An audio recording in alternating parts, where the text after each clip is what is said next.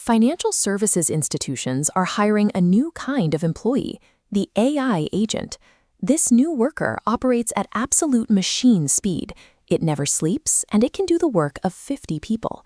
For 15 years, this technology was restricted to just reading the ledger. Now, the agent is getting a checkbook. Agents are answering clients, resolving payment exceptions, and even initiating payments. Firms have effectively handed direct money-moving authority to incredibly fast, entirely tireless machines. Here is the catch. This super employee is completely gullible.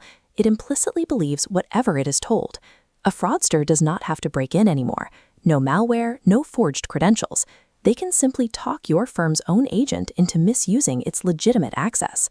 Your internal security systems will simply not detect an attack because the agent is fully authorized to make these moves. Every manipulated action looks entirely legitimate to the system.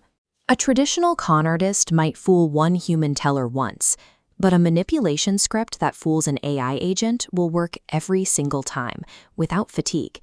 Once an attacker finds one working script, this highly efficient employee instantly becomes a devastating fraud pipeline, running at machine speed.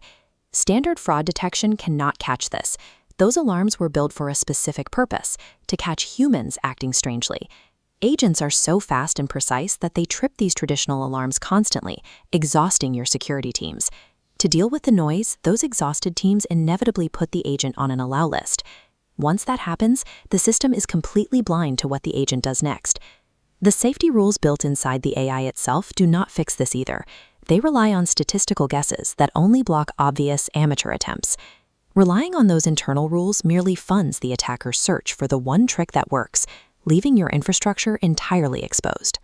To fix this, we need to look at exactly how the commercial aviation industry solves a very similar problem. Before a new aircraft ever carries passengers, test pilots intentionally push it to its absolute limits.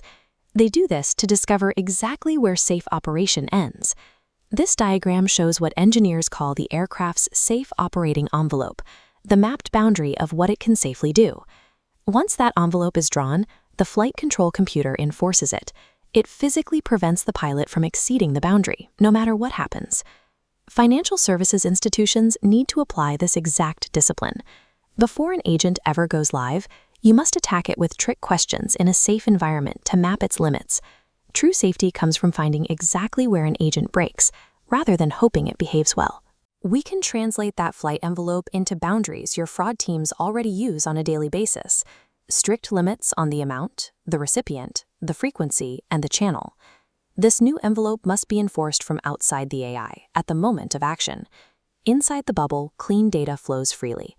A manipulated AI might request a bad action, but when that request hits the boundary, it completely dissolves and cannot execute. This is the same institutional discipline you already apply elsewhere.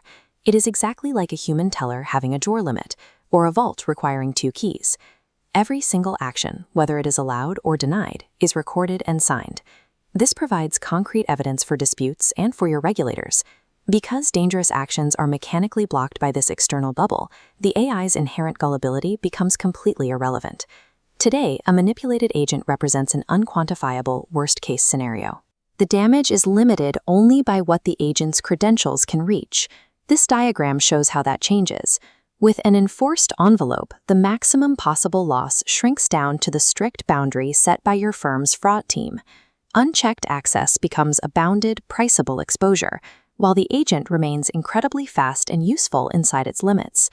Think back to the introduction of chip cards. They succeeded because they made counterfeit cards stop working. Enforcing this operating envelope is the moment agentic financial services become truly secure.